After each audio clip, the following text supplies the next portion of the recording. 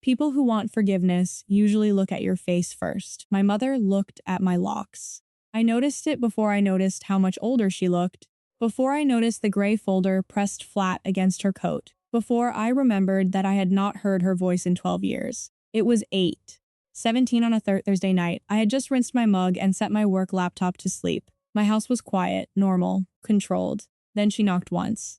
Not hard, not desperate, just careful. When I opened the door, the woman who had chosen her boyfriend over me stood under my porch light like she had rehearsed where to place her hands. She didn't say she missed me. She didn't say she was sorry. She looked past my shoulder and asked, "Do you live alone?" And that was when I realized she had not come back empty. Before we continue, please hit the like button, subscribe to the channel, and turn on the notification bell for updates. I kept my hand on the door frame and my foot behind the bottom edge of the door. It was not dramatic, it was habit. At 17, I learned that a person could be pushed out of a house before they understood the argument was already over. My mother noticed the chain lock first, then my hand, then the small porch camera above her left shoulder. "No," I said, "you don't get to ask that first." Her mouth tightened, but she did not look offended. That bothered me more than if she had. The mother I remembered would have taken my boundary as an insult. She would have said I was being cold. She would have reminded me that she had given birth to me, as if that erased the night she let Victor Hale throw my clothes into garbage bags. Instead, she lowered her eyes to the folder. "I understand," she said. 2 words, calm, careful, wrong. Behind me, the kitchen light hummed softly over the sink. My mug sat upside down on a towel. My laptop screen had gone black, reflecting the hallway in a dark rectangle. Everything inside my house was exactly where I had left it. Everything outside my door had arrived from a life I had sealed off and stopped checking. She looked thinner than I remembered.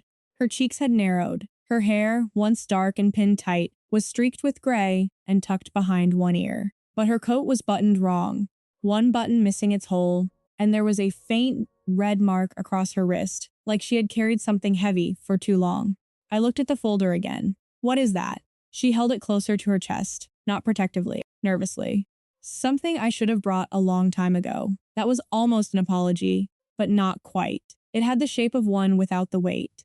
I had spent too many years imagining the first thing she might say if she ever came back. I had imagined excuses, tears, denial, even anger. I had not imagined paperwork. For 12 years, she had known where I could be found. My first job mailed tax forms to her house. My old school had her number. A cousin once told me she still asked about me in careful secondhand ways. So her absence had never felt like losing me. It felt like choosing not to reach. Just like she had chosen Victor. The night it happened, he stood in the hallway with my backpack in one hand and my father's old file box behind him on the bedroom floor. He told her I was lying. He told her I was dangerous. He told her a daughter who disrespected her mother did not deserve a roof. Then he said, "It's her or me." My mother did not move toward me. That was the part memory kept clean. Not the shouting, not the cold. Her stillness. Now, 12 years later, she stood under my porch light with that same stillness, except this time it looked less like certainty and more like fear. "Is Victor with you?" I asked. Her eyes moved past me again toward the dark window over my kitchen sink. "No. Does he know you're here?" She waited half a second too long. "No," she said. The answer sounded practiced. The pause did not. I should have closed the door then. A sensible person would have. But there was a difference between wanting someone gone and needing to know why they had come. My mother had crossed 12 silent years to stand on my porch, and she still had not asked to come in. She only turned the folder slightly, enough for me to see the corner of a document inside. The paper was old, creased at the edges, with my full legal name printed near the top. Joalice Elaine Mercer. Below it, in thick blue ink, someone had written one word, Victor. My mother looked at the name, then back at my locks. And quietly, she said, "Before you decide whether to let me in, you need to know what he kept." For a few seconds, neither of us moved. The porch light caught the side of her face and made every line look deeper than it probably was. My mother had always hated silence. When I was a child, she filled it with radio shows while cooking, phone calls while folding laundry, little comments about the neighbors, just to keep a room from feeling empty. Now she let the silence sit between us. That was the second thing that felt wrong. "What he kept," I repeated. She nodded once, not fast, not dramatic, like she had already measured how much truth a person could survive at a doorway. I looked past her to the street. My duplex sat near the end of a quiet block, the kind where porch lights came on automatically and trash bins stayed lined up by size. Mrs. Dalloway's curtains were closed across the road. A delivery box sat untouched on the steps next door. Nothing looked unusual. That made it worse. My mother followed my eyes and lowered her voice. "Can we talk inside?" I almost laughed. Not because it was funny, but because the request landed on old ground. The last time I had been inside a house with her, I was begging not to be put out of it. "No," I said. Her fingers tightened around the folder. "I'm not asking to stay. You asked if I lived alone." She closed her eyes briefly. "I needed to know if anyone else was here." "That sounds like something you should explain before you ask it." She opened her eyes again, and for the first time I saw something I did not expect. Not guilt. Guilt would have been easier. This was calculation pressed down under panic, like she was choosing each word because the wrong one might cost more than my patience. "I don't know what Victor knows," she said. His name changed the air. Victor Hale had been charming in public and precise in private. He smiled with his teeth when neighbors were watching. He brought my mother flowers on Fridays.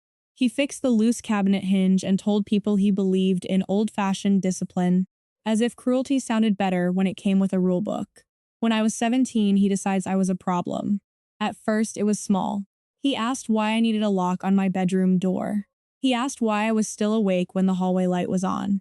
He asked why my father's old papers mattered to me when my father had been gone for years. Then he stopped asking and started telling.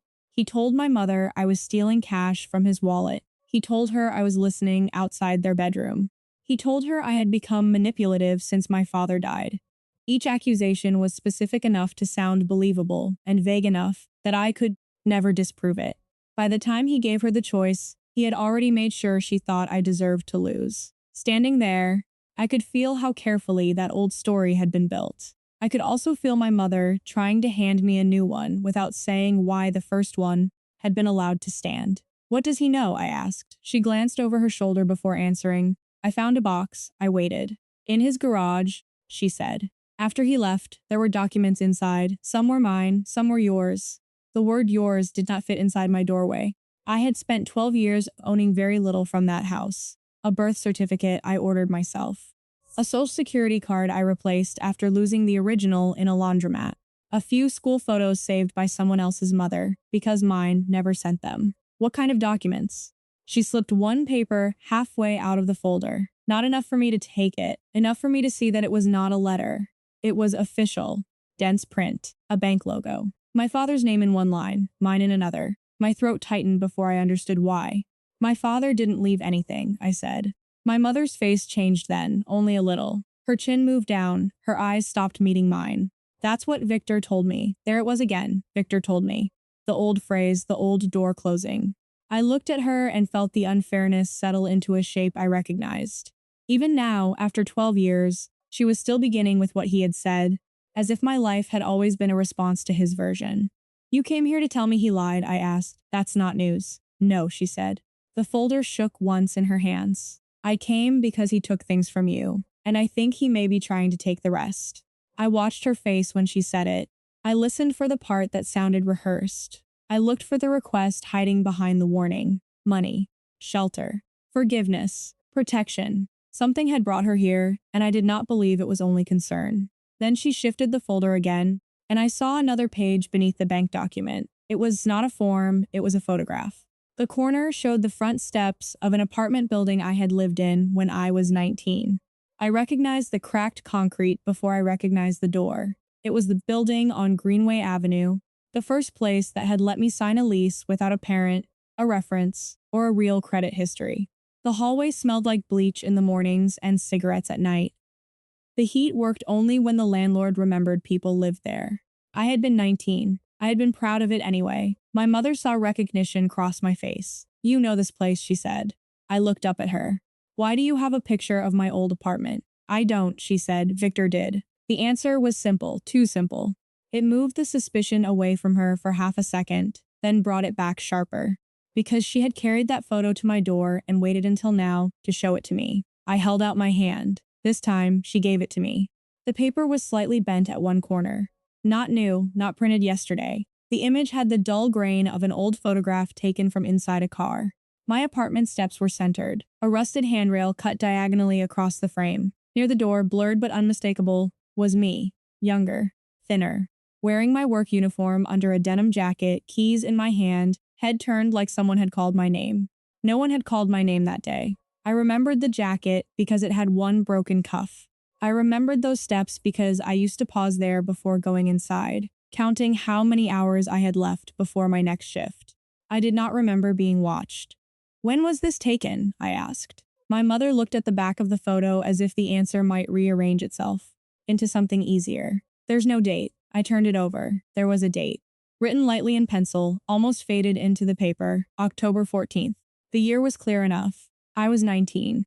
My mother's eyes stayed on my face while I read it, and something inside me went cold in a clean, deliberate way. Not panic. Not yet. Panic was messy. This was worse because it made sense. You said there was a box in his garage, I said. Yes. When did you find it? 3 weeks ago. After 12 years. She did not defend herself.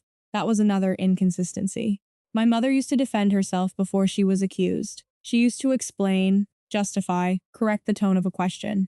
Now she stood on my porch, letting my words land because she had brought something heavier than excuses.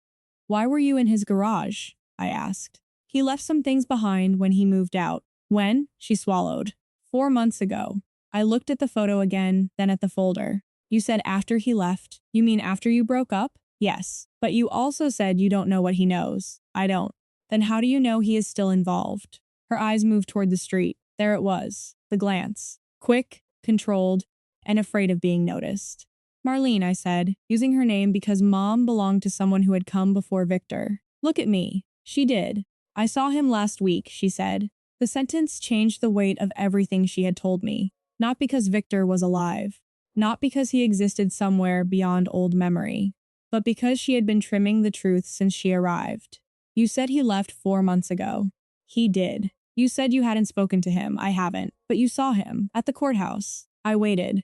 Because people who have practiced a story usually rush the empty spaces. She did not rush. She looked tired. She looked cornered.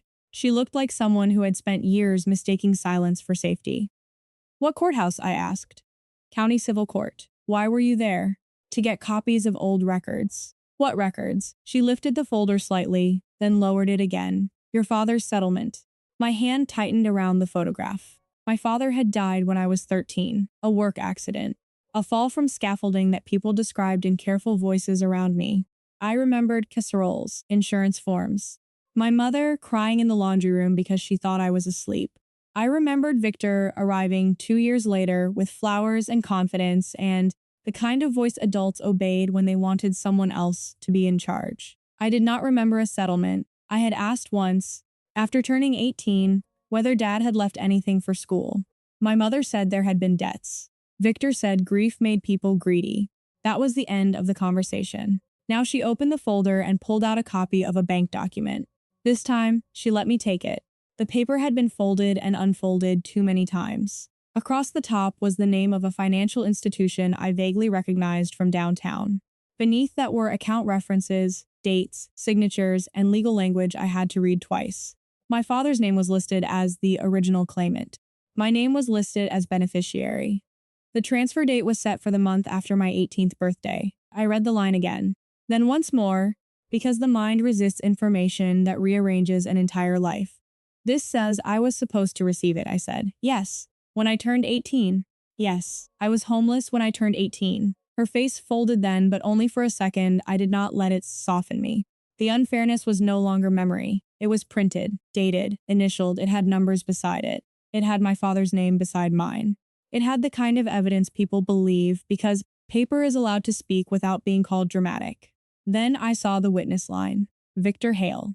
His signature was neat, confident, familiar in a way I hated. I had seen it on chore lists he taped to the refrigerator, on notes excusing my absence from school after he said I was too emotional to go, on the envelope of cash he once claimed I stole from him. Next to his signature was my mother's. I looked up slowly. She knew what I had seen. I didn't know what I was signing, she said. That was the first sentence that sounded like the woman I remembered. Convenient, defensive, late. You signed paperwork tied to my money, I said. I thought it was to keep the account open. For me? For the household. The phrase was small, but it told me enough. The household meant Victor. The household meant her staying calm. The household meant anything that kept me from becoming a problem again. Outside, a car passed slowly at the end of the block. My mother turned her head toward it before the headlights reached my driveway. I watched her watch it. "You're scared of him," I said. She did not answer. That is not the same as telling me the truth. Her lips parted, then closed. For the first time since she arrived, I saw the fight inside her clearly, not between right and wrong, between what she had come to reveal and what she still wanted to hide. "What does he have on you?" I asked. She looked down at her own signature. "He said if I ever told you, he would make it look like I stole it." I let that sit. Then I asked the question she should have feared from the beginning. "Did you?" Her eyes filled but no tears fell. "I let him," she said. The words were quiet, almost swallowed by the porch light's faint buzz. "Not stolen." Not exactly, not innocent either. That was the layer she had carried in the folder, pressed against her coat like evidence could become armor if she held it tightly enough. I looked again at the photo of my 19-year-old self standing outside that cheap apartment, unaware that the man who helped throw me out had still been close enough to point a camera at me. Then my mother reached into the folder one more time. "There's more," she said. She pulled out another photograph. This one was not old. It showed my current driveway. The first thing I noticed was the angle. The photograph of my driveway had been taken from across the street, slightly to the left, near the maple tree in front of Mrs. Dalloway's house. Whoever took it had not stood in the open. They had stayed where the branches would break up their outline. My car was in the frame. My porch was in the frame. The small planter beside my steps was in the frame. So was I. I was unlocking my front door with my work bag on my shoulder, one hand raised against the afternoon sun. My hair was pulled back. My coat was the blue one I had worn 3 days ago, not years ago, days. I held the picture without speaking. Silence had weight when it was full of information. This one pressed against my ribs. "When did you find this?" I asked. "In the box. That's not possible, I know." "No," I said more precisely. "A picture from 3 days ago could not have been in a box you found 3 weeks ago." My mother's face went still. That was how I knew she had hoped I would not notice the timing right away. For 12 years, she had underestimated me when it benefited her. Victor had done the same. They both remembered the girl in the hallway with garbage bags at her feet, not the woman who had survived because she learned to read details before trusting words. "When did you get this?" I asked again. She looked down at the folder. "Yesterday." The answer was barely audible. I stepped back from the doorway, but I did not open the door wider. "From who?" She did not answer. "From Victor?" Her jaw tightened. "He left it in my mailbox." The porch light hummed between us. "And you waited until tonight to come here?" "I had to make copies. I had to get the bank papers. I had to make sure." "Make sure of what?" "That I wasn't walking into something he set up." There it was. The motive underneath the warning. She had not come only because I was in danger. She had come after deciding that the danger had reached her too. The realization did not shock me. It arranged things. Her careful knock. Her question about whether I lived alone. Her eyes on the windows. The folder held close enough to protect, but not close enough to trust. She was afraid of Victor. She was also afraid of what I would do with the truth. I looked over her shoulder again. The street remained quiet, but quiet no longer meant empty. Mrs. Dalloway's curtains. The parked sedan under the tree. The strip of darkness between 2 porch lights. Every ordinary thing became something I had to inspect. My mother followed my gaze. "He knows this address," she said. "You already knew that when you knocked." "Yes." "You knew before asking if I lived alone." "Yes." "And you still started with that question instead of telling me someone had photographed my house." Her eyes lowered. I didn't know how to say it. That answer was too small for what she had brought. I could accept fear. I could accept guilt. I could even accept hesitation. What I could not accept was being managed again. Victor had managed the story when I was 17. He had decided what my mother heard, what the neighbors believed, what I was allowed to defend. He had made my life seem unstable, so the consequences looked deserved. Now my mother was standing at my door with proof that he had never stopped shaping the edges of my life, and she was still handing me the truth in pieces. I looked at the newest photo again. "Why now?" I asked. She blinked. "Because he's back." That's not an answer. It is. No, it explains why you're scared. It does not explain why he is looking for me after 12 years. She pressed her lips together. I waited. Inside the house, my laptop made a soft notification sound from the kitchen table. The normalness of it felt almost insulting. a work email, a calendar reminder. Something from the life I had built while my past collected evidence in boxes. My mother seemed to hear it too. Her expression changed, as if the sound reminded her I had a life separate from this one she had abandoned. He tried to access the account again, she said. I looked back at her. What account? The settlement account. I thought the money was gone. Most of it is. Most. She nodded once. There were restrictions, penalties, holds. I don't understand all of it. But not everything could be moved without you. That one sentence made the last 12 years tilt. Victor had not followed me because he missed control in some abstract way. He had followed me because I was still useful. My name, my signature, my existence. The thing he had tried to erase had become the thing he needed. And you knew this, I asked. Not then, but later. She did not answer so fast enough. Later, I said for her. Her face tightened. I suspected. There were words people used when the truth was heavier than they wanted to carry. Suspected was one of them. It meant she had known enough to be afraid and not enough to be brave. I thought of myself at 19, paying rent with blistered feet and counting coins for laundry. I thought of the birthday when I turned 18 in the break room of a grocery store because I had nowhere else to sit. I thought of my father's name, sitting on an account somewhere, while Victor stood between me and the life he had stolen, and beside him in ink was my mother's signature. What did he threaten you with? I asked. She looked older again. My signature. The forms. The statements I gave after you left. What statements? Her fingers curled around the folder. The ones saying you left voluntarily. The words landed quietly, but they cut deeper than shouting would have. Voluntarily. That was the official version, not thrown out, not cornered. Not 17 with 2 garbage bags and $36. Voluntarily.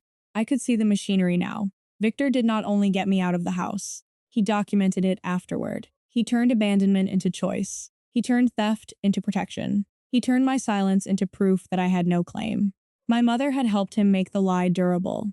I stepped back another inch, not to let her in, but because I needed space between my body and the old obedience her presence still tried to pull from me.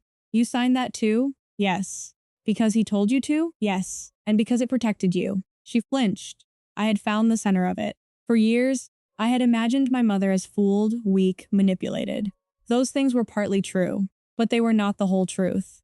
The whole truth was less comfortable. She had chosen the version of events that let her stay housed, partnered, and safe from blame. Victor had used her fear. She had used my absence. Then my phone lit up on the small entry table behind me. The vibration was brief. One message. I did not reach for it right away. My mother saw the light reflect against the hallway wall, and her face changed before I even turned around. Not confusion, recognition. I picked up the phone. Unknown number. The message contained no greeting, no threat written in capital letters. Nothing dramatic enough to dismiss as a prank. Just one clean sentence. Your mother always tells half the story. I looked from the screen to her. She had gone pale. What half? I asked. Her mouth opened, but no sound came out. For the first time that night, the person at my door looked less afraid of Victor than she was of what I might ask next. I did not invite her in after the message. That mattered. There had been a time when my mother's fear would have pulled me toward her automatically. I would have softened. I would have asked if she was all right before asking if I was safe. I would have done what daughters are trained to do when a parent looks broken in front of them. But I was not 17 anymore. I set the phone on the narrow entry table with the screen facing up. Answer me, I said. My mother stared at the message like it had reached through the door and placed a hand around her throat. What half? She swallowed. Her eyes went to the street, then back to me, then to the folder. I could see her measuring choices, not truth against lies, truth against damage. That was when I understood something I should have understood sooner. She had not come to confess. She had come to control how the confession reached me. I signed more than the statement, she said. Her voice was flat now, smaller, less rehearsed. I said nothing. She opened the folder again and removed a final stack of papers. These were clipped together, organized by date. Some were copies. Some looked like photographs of documents taken in bad lighting. The top page had my name, my father's name, and an authorization line with my mother's signature. Beneath it was a second signature. Mine. Except I had never signed it. I looked at the shape of the letters, the careful loop in the J, the uneven slant in Mercer. It was close enough to fool someone who wanted to be fooled. Not close enough to fool me. That isn't my signature, I said. I know. The words came too quickly. My eyes lifted to hers. You know? She pressed her lips together and nodded once. The full truth did not arrive like lightning. It arrived like a door opening onto a room that had always been there. Victor had not only lied about me, he had not only thrown me out to make me easier to ignore. He had needed a clean version of my absence. He had needed paperwork that said I left. Paperwork that said I had been notified. Paperwork that said I had agreed to changes no one had ever explained to me. And my mother had helped create that version. When? I asked. After your 18th birthday. I felt the number settle between us. 17 when I was thrown out. 18 when the account should have transferred. 19 when someone photographed my apartment steps. A sequence. Not a family breakdown. Not a misunderstanding. A sequence. You told people I left voluntarily, I said. Yes. You signed documents tied to my father's settlement. Yes. And when my signature was forged, you knew. She closed her eyes. I didn't know at first. Marlene. Her eyes opened again. Yes, she said. I knew later. There was no shouting in me. That surprised me. I had imagined rage as something loud, but this was colder, cleaner. It gave every fact its own place. Victor had engineered the betrayal. He had watched me grow old enough to become a legal obstacle. He had accused me until my mother stopped seeing a daughter and started seeing a problem. Then he forced the choice in the hallway, not because he wanted peace in the house, but because he needed me out before I could ask questions with legal standing. My mother's betrayal was different.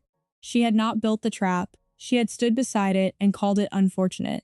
Then she had signed where he pointed, because silence protected her from being named in it. That was the part that changed everything. Not that Victor was worse than I remembered. That my mother knew enough to stop it from lasting 12 years. And she did not. I picked up my phone and took a picture of every page she gave me. Then I took a picture of the message from the unknown number. My hands were steady. Hers were not. What are you doing? She asked. Making sure no one tells this story for me again. She looked wounded by that, but she had no right to be. I called a lawyer I had used once for a contract dispute at work. It was late, so I left a detailed message. Then I called the non-emergency police line and reported harassment, possible fraud, and the delivery of photographs of my home. I did it with my mother standing on the porch, listening to the official words replace the private ones. Fraud, forgery, coercion, stalking, identity theft. Each word took something out of Victor's hands. Each word took something out of hers. The next weeks moved slowly but not softly. The bank confirmed there had been a restricted settlement account in my father's name, with me listed as beneficiary. Much of the money had been drained through transfers, fees, and withdrawals attached to documents I had never received. Some of it remained locked because certain releases required my direct verification, which explained why Victor had come back into motion after all those years. He did not return because guilt caught him.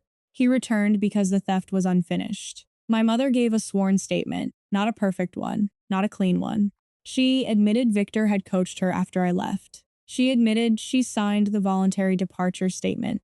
She admitted she suspected my signature had been forged and stayed silent because Victor told her she would go down with him. For once, her fear was written down where it could not be used as an excuse without also becoming evidence. Victor was questioned first, then investigated, then charged after the document trail widened beyond what he could explain with charm and old stories about a difficult teenage girl. The same confidence that once convinced neighbors and relatives did not work as well against bank records, dated forms, surveillance reports, and a forged signature. People who had believed him began calling me. I did not answer most of them. A cousin left a voicemail saying she always thought something had been strange about that night. I deleted it. A former neighbor sent a message saying Victor had seemed controlling. I deleted that too. Late recognition did not feel like support. It felt like people trying to step away from a lie after it became unsafe to stand near it. My mother called twice before I answered. When I did, I kept the conversation under 10 minutes. She cried. She said she was sorry. She said she had been afraid. She said Victor had made her feel like she had no way out. I listened. Then I told her the truth as precisely as I could. You had a way out, I said. You chose the one that left me outside. She did not argue. That was the closest thing to change I had seen in her. I did not forgive her that night. I did not invite her over. I did not offer her a bedroom, a holiday, or a clean ending. We agreed that any contact would happen slowly, in public places, and only while the legal case continued. She wanted to be called Mom again. I was not ready to give her that name. Some things can be recovered, some cannot. A portion of the settlement was eventually restored after the bank and attorneys untangled the records.